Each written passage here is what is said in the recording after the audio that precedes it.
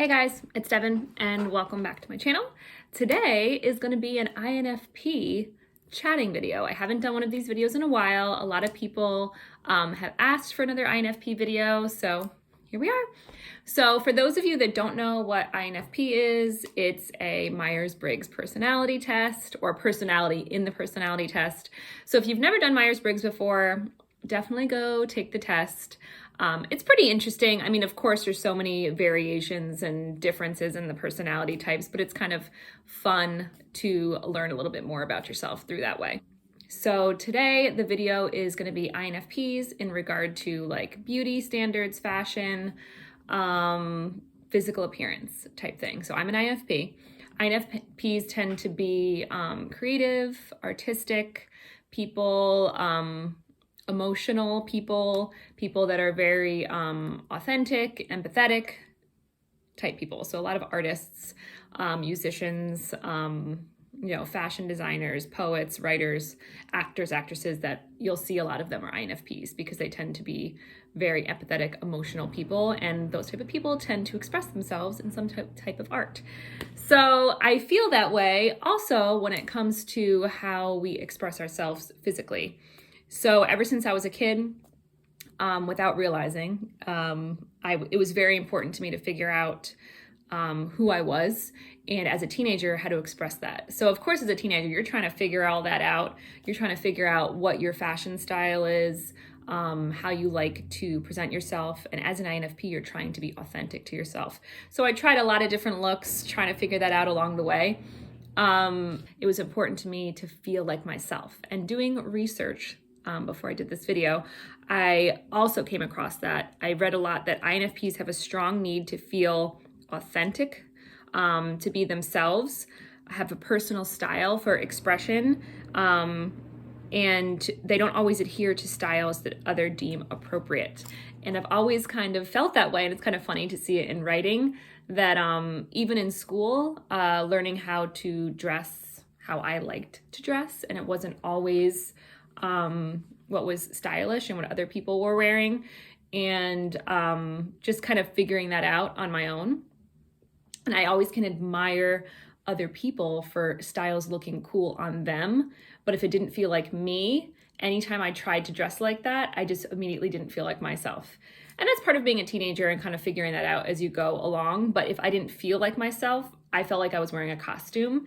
And then I felt very uncomfortable. In doing my research, I came across a couple articles talking about how INFPs are the most unique out of all the style types, and it's because of their internal values and self-expression that they want to express outwardly.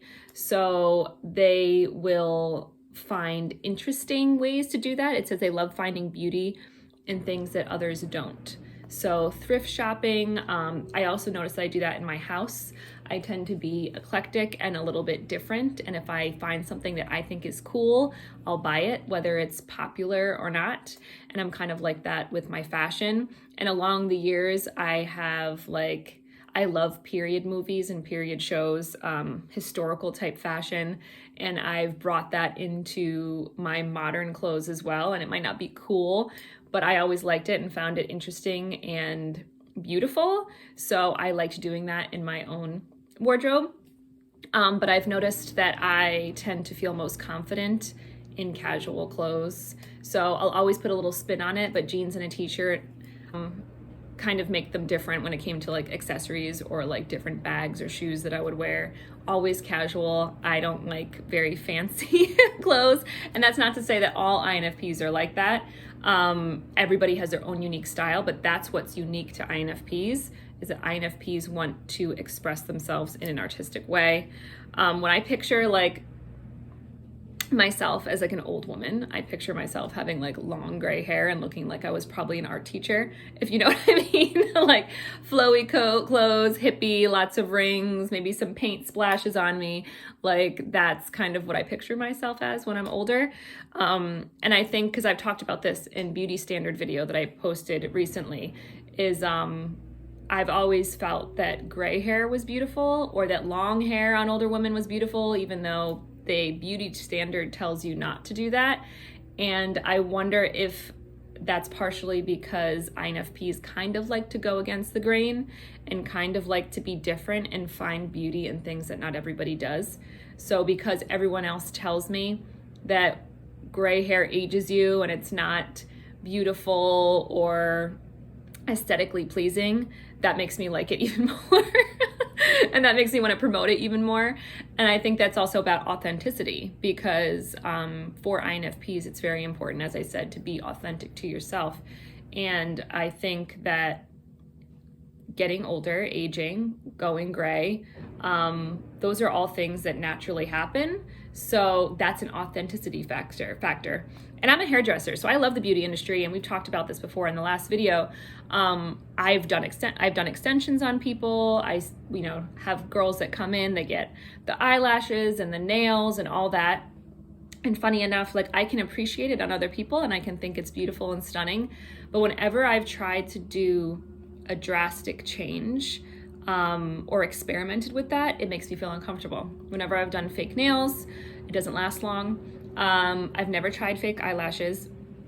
Not that I think there's anything wrong with that. I think it can be beautiful. I've done extensions once for my wedding and I took them out the next day. There's something about it on myself that it makes me feel uncomfortable, and it makes me not feel like me, if that makes any sense. And that's not to say that all INFPs feel that way and don't experiment with those type of things. But that again comes back to the authenticity to me, that if I don't feel like myself and it doesn't feel authentic to me, even if it's popular or if a lot of other people do it, I can't do it. I talked about in some articles that INFPs want to feel confident, but are not obsessed with looking perfect. And that is also very true. And I think that that's also comes to maintenance. High maintenance fashion or high maintenance makeup, from the articles that I've read, is not a normal thing that INFPs usually gravitate to. And that is something that I notice about myself as well.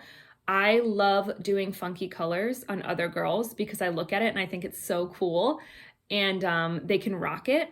And anytime I've tried to do something like that on myself, it doesn't last long.